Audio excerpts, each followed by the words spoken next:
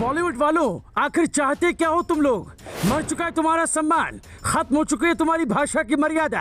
आखिर लाते कहाँ से हो इतनी गंदगी? आखिर क्यों अखरती है तुम्हें हमारी हिंदू सभ्यता?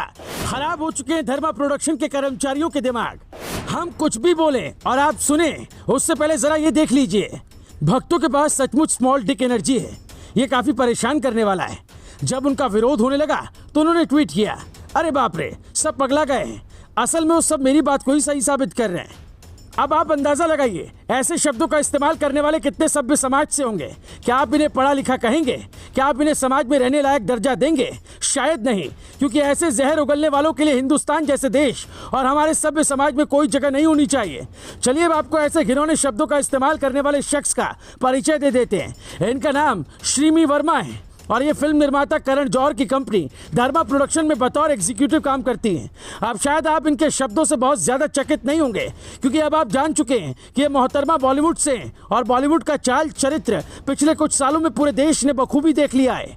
श्रीमी वर्मा के शब्दों में सिर्फ इतना ही जहर नहीं है, अभी उन्हें और उल्टी करनी थी, तो उन्होंने आगे लिखा, कम से कम एक गूगल सर्च तो कर लो ये समझने के लिए कि इसका मतलब क्या होता है।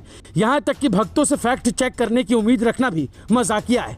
जो मुझसे ये पूछ रहे हैं कि मुझे कैसे पता कि तुम सबके डिक छोटे हैं, तुम्हारी माओ ने मुझे इस बारे में बताया, क्योंकि कोई और महिला ये नहीं देखने वाली है। एक हमारा देश है जहां महिलाओं के सम्मान के लिए लोग अपनी जान दे देते हैं। उनके सम्मान के लिए हमारे यशस्वी प्रधानमंत्री लाल किले की प्राचीर पर भावुक हो जाते हैं। लेकिन श्रीमी वर्मा जैसी महिलाएं हैं जो अपने जहरीले और घिनौने शब्दों के जरिए देश की उन महिलाओं को बदनाम कर रही हैं जो किसी की माँ है, बहन है या देश के फायदे के लिए किसी सेक्टर में काम कर रही हैं। श्रीमी वर्मा के ऐसी भाषा का लोगों ने जमकर विरोध किया और कहा कि ये ऐसे कैसे बोल सकती है।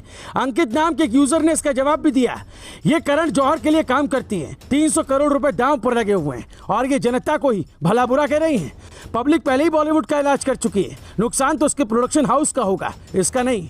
अंकित शुक्ला की बात बहुत हद तक इसलिए सही है क्योंकि ऐसे लोगों के कारण ही देश की जनता पूरे बॉलीवुड को बॉयकॉट करने को मजबूर हो जाती है, जिसमें इनका नुकसान हो या ना हो, लेकिन फिल्म से जुड़े छोटे छोटे कर्मचारियों का नुकसान जरूर होता है। खैर, श्रीमी वर्मा का एक पुराना ट्वीट भी खूब वायरल हो रहा है, जिसे देख आप एक ही बात कहेंगे कि यह महिला मानसिक रूप से बीमार है। मेरे पिता संघी हैं, लेकिन मैं नहीं हूँ। हाँ, हम जैसों का भी अस्तित्व है। लोग मेरे पिता को फेसबुक पर या कहीं खोज लें, उससे पहले ये जान लीजिए। मतलब कुछ भी। श्रीमी की इस गंदगी का जवाब ऋषि नाम के एक यूजर ने दिया। उन्होंने लिखा, यदि वो अपने पिता के लिए इस भाषा का प्रयोग कर सकती है तो वो सार्वजनिक मंच पर कोई भी गंदगी बोल सकती है। एक बात तय मानिए, श्रीमी शुक्ला को ना ही अपनी माँ का ख्याल है ना ही अपने पिता के सम्मान का। उन्हें सिर्फ इससे मतलब है कि कितने लोग उनका पोस्ट पढ़ रहे हैं, या फिर उन्हें ज्यादा पढ़ा लिखा सनकी भी बुलाया जा सकता है।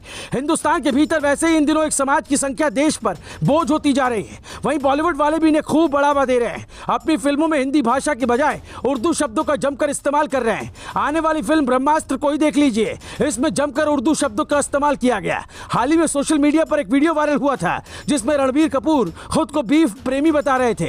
सोचने वाली बात है कि फिल्म का नाम ब्रह्मास्त्र है। फिल्म को शिव की नगरी वाराणसी में फिल्माया गया और इस फिल्म के मुख्य अभिनेता खुद को बीफ का प्रेमी बता रहे हैं। आप ही बताइए, ये हिंदू देवी देवताओं और सनातन धर्म का अपमान नहीं है तो और क्या है? Bureau report, news live TV.